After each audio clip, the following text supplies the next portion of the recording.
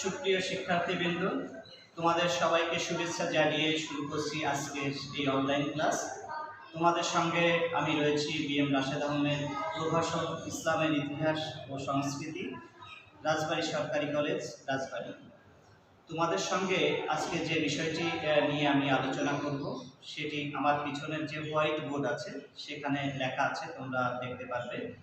নুরুদ্দিন মোহাম্মদ জাহাঙ্গীর, অর্থাৎ আমরা যাকে সম্রাট জাহাঙ্গীর হিসাবে চিনে থাকি, এই সম্রাট জাহাঙ্গীরের শাসনামল নিয়ে তোমাদের সঙ্গে আলোচনা করব। এই বিষয়টি তোমাদের দ্বিতীয় পত্রের তৃতীয় অধ্যায়, ভারতীয় উপমহাদেশে মুঘল শাসনের মধ্যে রয়েছে। তিনি মূলত মুঘল সাম্রাজ্যের চতুর্থ শাসক।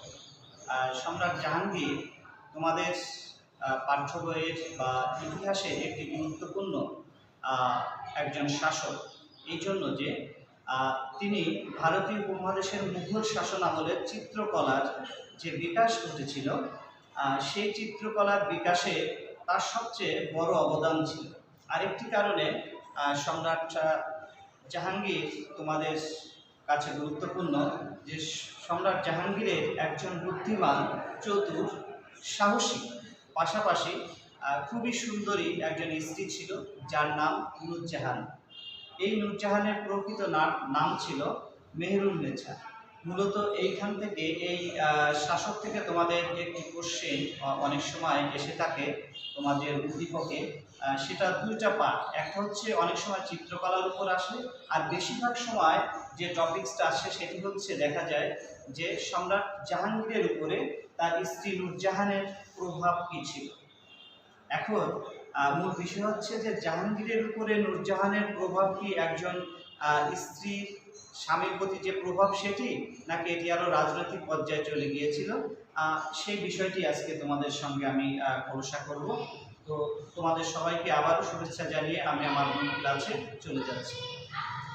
তোমরা আমার হোয়াইট বোর্ডে দেখতে পাচ্ছ নুরুদ্দিন মোহাম্মদ জাহাঙ্গীর, যিনি মুঘল শাসন আমলে ক্ষমতায় এসেছিলেন 1605 সালে এবং তিনি ক্ষমতা থেকে তার মৃত্যুবরণ করেন তিনি 1627 সালে। তো সম্রাট জাহাঙ্গীর ক্ষমতায় আসলেন মুঘল সাম্রাজ্যের, যাকে বলা হয় ম্যাগনিফিসেন্ট দ্য গ্রেট, এই মুঘল সাম্রাজ্যের সম্রাট আকবর দ্য গ্রেটের পুত্র ছিলেন সম্রাট জাহাঙ্গীর। এই সম্রাট জাহাঙ্গীরের বাল্য নাম ছিল সেলিম। সম্রাট আকবরের দীর্ঘদিন ধরে ভারতীয় উপমহাদেশে শাসন করেছেন এবং তার শাসন আমলে মূলত এই ভারতীয় উপমহাদেশের মুঘল সাম্রাজ্যের সবচেয়ে স্বর্ণযুগ ছিল তার শাসন আমল। এবং এই কারণে কিন্তু সম্রাট জাহাঙ্গীর একটি স্থিতিশীল শাসন ব্যবস্থা হাতে পেয়েছিলেন তার বাবার জন্য। তো সম্রাট আকবরের বেশ কয়েক বছর ধরে যে সন্তান জন্মলাভ করছিল, সেই শিশু সন্তানগুলো অল্প বয়সেই মারা যাচ্ছিল। ফলশ্রুতিতে সম্রাট আকবর, তোমরা জানো যে আজমির শরীফের বিখ্যাত খাজা মঈনুদ্দিন চিশতির যে দরগা আছে, সেখানে তিনি বছরে একবার করে সেখানে যেতেন এবং তার একজন পুত্র সন্তানের জন্য তিনি সেখানে দোয়া করতেন। আরেকটা জায়গা আছে ফতেপুর সিক্রি, যেখানে সম্রাট আকবরের সমাহিত করা হয়েছে। এই ফতেপুর সিক্রির একজন বিখ্যাত সাধক ছিলেন সাধক সেলিম চিশতি। এই সেলিম চিশতির দরবারেও তিনি প্রায়ই যেতেন। তো যাওয়ার পরে তোমরা এখানে লেখা আছে, দেখতে পাচ্ছ, 1569 সালে একজন সন্তানের জন্ম হলো, যার মা ছিল রানী যোধবাই। তোমরা জানো যে রাজপুত কন্যা, এই রাজপুত কন্যার গর্ভেই কিন্তু জন্মগ্রহণ করে সেলিম, যিনি পরবর্তীতে ক্ষমতা গ্রহণ করে যার নাম হয়েছিল নুরুদ্দিন মোহাম্মদ সেলিম। তো এই সেলিম যখন জন্মলাভ করার পরে ঐতিহাসিকরা তাকে বলছেন, তিনি যেহেতু তার বাবা বিভিন্ন দরগায় গেছেন, বিভিন্ন মাজারে গেছেন একটা পুত্র সন্তানের জন্য, এই জন্য ঐতিহাসিকেরা তাকে বলছে চাইল্ড অফ ম্যানি প্রেয়ার্স। তো অনেক প্রার্থনার পরে এই পুত্র সন্তানটি জন্মলাভ করেছিল। এই পুত্র সন্তানটি তার পিতা সম্রাট আকবর যখন 1605 সালে মারা যান, তার মৃত্যুর পরবর্তীতে তিনি ক্ষমতা দখল করলেন। ক্ষমতা দখল করার পরে তার আশু কিছু সমস্যা ছিল, সেই সমস্যা তিনি সমাধান করলেন। সমস্যা সমাধান করার পরে তিনি যে বিষয়টিকে মনোযোগ দিলেন সেটি হচ্ছে তার শাসন ব্যবস্থার পূর্ববর্তী আমলের যে সমস্ত রাজবন্দী ছিল সেই রাজবন্দীদের তিনি মুক্তি দিয়ে দিলেন। তিনি সমস্ত তার পিতার মতোই সমস্ত ধর্ম বর্ণ নির্বিশেষে একটি সুন্দর প্রশাসনিক ব্যবস্থা চালু করতে চাইলেন, এবং তার জন্য এটি খুব সহজ ছিল, কারণ পূর্বেই বলেছি তার পিতা একটি সুন্দর শাসন ব্যবস্থা এই ভারতীয় উপমহাদেশে রেখে গিয়েছিলেন। সেই শাসন ব্যবস্থার ধারাবাহিকতায় সম্রাট জাহাঙ্গীর একটি শান্তিপূর্ণ সাম্রাজ্য পেয়েছিলেন। এটা সম্রাট জাহাঙ্গীরের জন্য কিন্তু একটা আশীর্বাদ স্বরূপ, এটা সম্রাট জাহাঙ্গীরের জন্য একটা আশীর্বাদ স্বরূপ। ফলশ্রুতিতে তিনি বেশ কিছু অবসরের সময় পেলেন।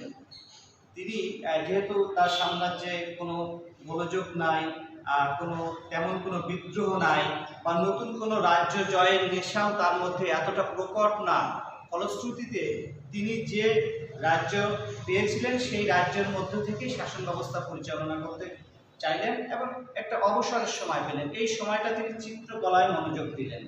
তার সময় এই ভারতীয় উপমহাদেশে মূলত চিত্রকলার মুঘল শাসনের সবচেয়ে স্বর্ণযুগ ছিল।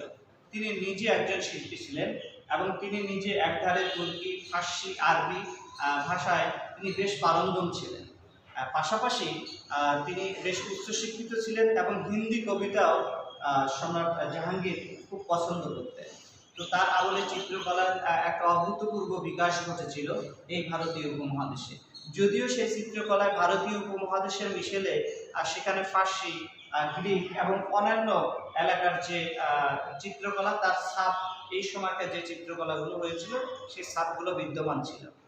তো তার সম্রাট জাহাঙ্গীরের শাসনামলের যে বিষয়টি আমি সবচেয়ে বেশি ফোকাস করবো সেটি হচ্ছে সম্রাট জাহাঙ্গীরের উপরে তার স্ত্রী নূরজাহানের প্রভাব। নূরজাহানের মূলত প্রকৃত নাম ছিল মেহেরুন্নেছা। মেহেরুন্নেছা তার পিতার নাম ছিল মির্জা গিয়াস বেগ এবং তার স্বামীর নাম ছিল আলী কুলি। এই আলী কুলি কিন্তু আমাদের যে বাংলার বর্ধমান আছে এই বর্ধমানের জায়গিরদার ছিলেন, আর তার পিতা ছিলেন একজন মুঘল যে রাজবংশ সেই মুঘল রাজবংশের একজন আমন্ত ছিলেন মির্জা বেগ, আর আলী কুলি ছিলেন তার স্বামী ছিলেন বর্ধমানের জায়গিরদার। এই বর্ধমানের জায়গিরদার থাকা অবস্থায় মুঘল শাসকদের কাছ থেকে মুঘল শাসক এই বর্ধমান যখন জয় করে তখন কিন্তু আলী কুলিকে হত্যা করা হয় এবং সেখানকার যত সব নারী ছিল তাদেরকে নিয়ে যাওয়া হয় কিন্তু আগ্রাতে নিয়ে যাওয়া হয়।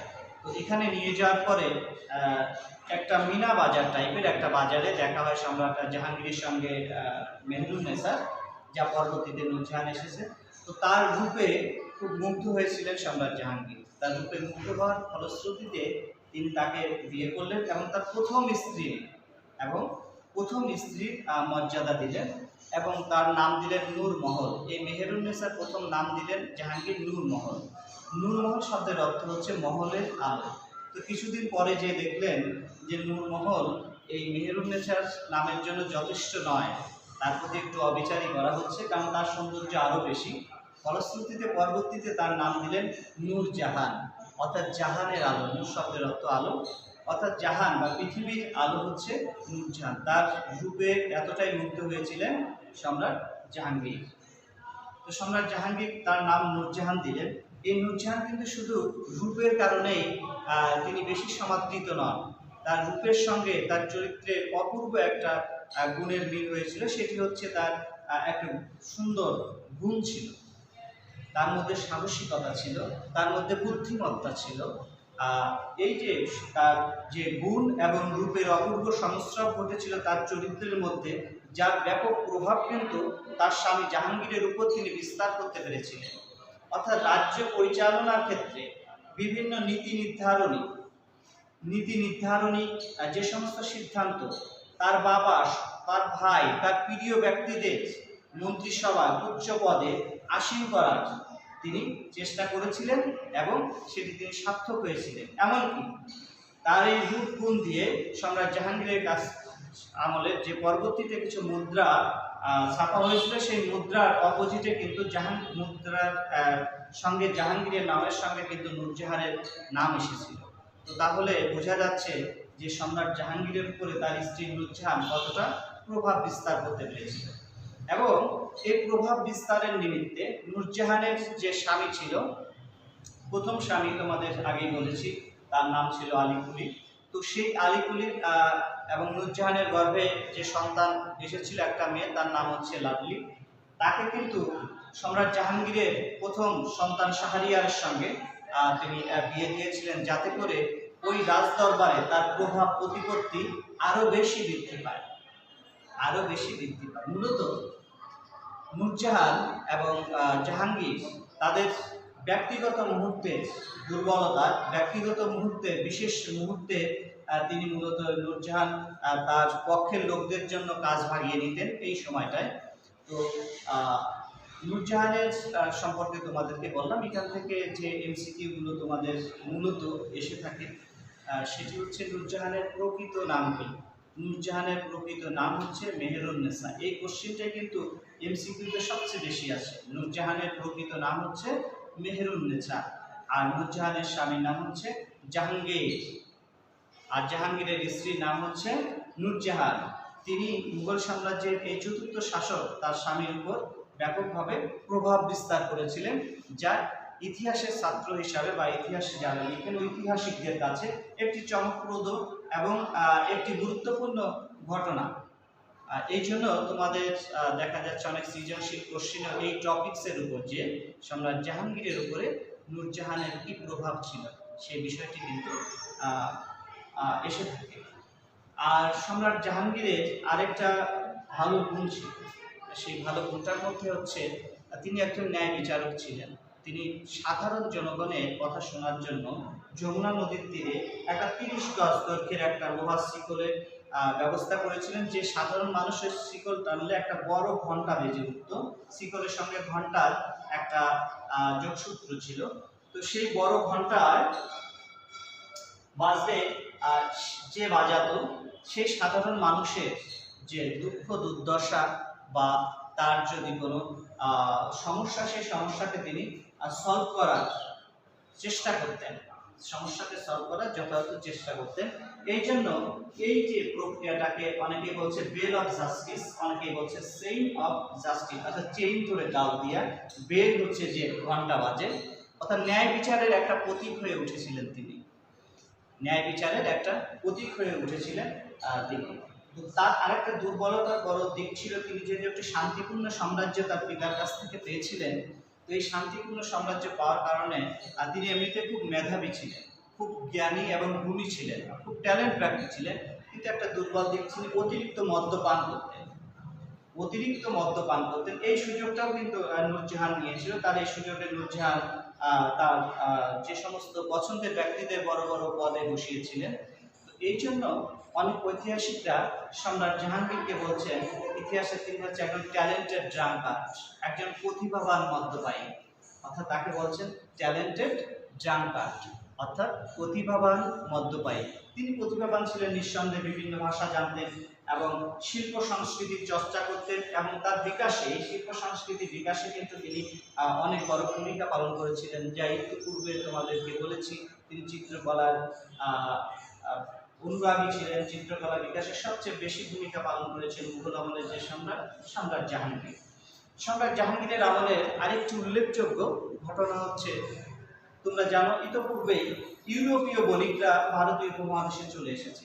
প্রথমে যারা এসেছিলেন তারা হচ্ছে পর্তুগিজ, পর্তুগালের নাগরিকদের বলা হয় পর্তুগিজ। এই পর্তুগিজরা এখানে মূলত এসেছে বাণিজ্যের উদ্দেশ্যে এবং খ্রিস্টান ধর্ম, যেটা ক্যাথলিক ধর্ম প্রচারের উদ্দেশ্যে মূলত তারা এখানে এসেছে।